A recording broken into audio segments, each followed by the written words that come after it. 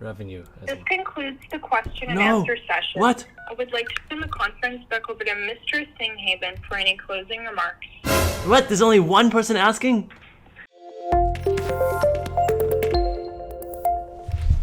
Hey Avant investors, are you still disappointed by that latest conference call? I am, but the thing is, I have some good news to share with you all today.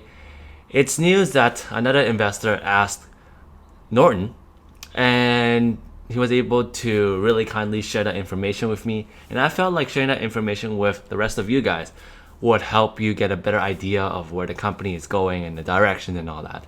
But first off, let's give a shout out to Peyton from Stock Hub in the Avant Brands channel chat, okay?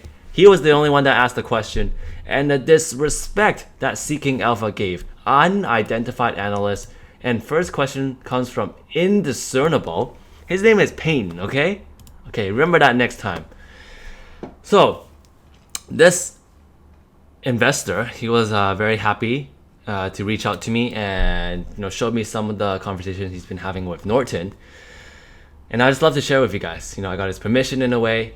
So, what did we learn? Okay, he asked Norton a few questions, and as well, I also relayed some questions to him to directly ask to Norton. Okay, here's his conversation history with Norton, okay? And there's more, but I'll show you guys later. So, Norton, like most of us, we're quite surprised there weren't any more questions, okay? There was that one question from retail investors like us. And where were the analysts? We were wondering where the hell were the analysts? Were they partying too early for Halloween, or what's going on with them, okay? So this is what Norton has to say. I was surprised there wasn't any more questions either. We tried something different this time at the advice of our investors relation team, as our last earnings call ran much longer and the feedback we got was way too long. I honestly thought the last earnings call was a pretty good length, honestly. Like, usually some are like an hour long, okay? It's not too long. Okay. And then he says, let me ask you then, if you weren't happy with the call and had unanswered questions like many of us, why didn't you just ask me instead of directly messaging me on Instagram? And so, not everyone has the time. So I think if you do have the questions, feel free to just send a message to Norton and he'll answer to his best. Also keep in mind, this is our second earnings call ever. It'll get better as we find a sweet spot of too long or too short. Okay, so that perfect timing. And just to clarify, okay, this is most important, that what you guys have to know.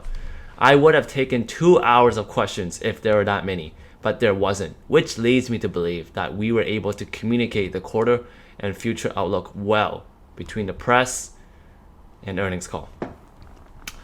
Okay, first off, there's two problems. There was no analyst, and the operator ended the call way too quickly.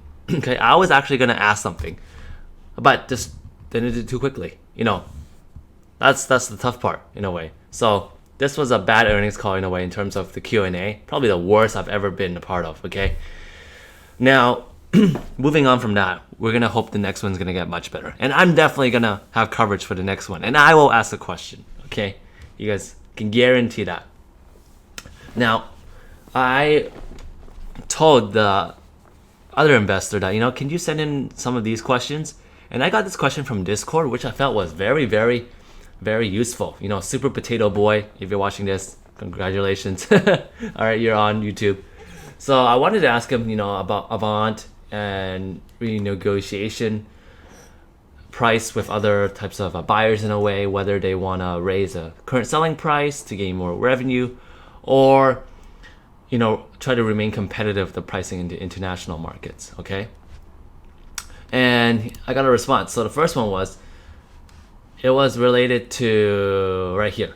At this time, we do not feel we can increase our selling price without pissing customers off. However, we're launching Cognizant later this year and will be priced higher than black market. So this will be a way we can get a higher selling price without pissing customers off. Okay, that's important information, I think, for all of us to know. That should have been on the call in a way. And I also asked about the recreational sales. Like, what exactly happened with that 20% drop? What happened to that? Because that's their main core of the business, right? So something decline like that, it's something worrisome.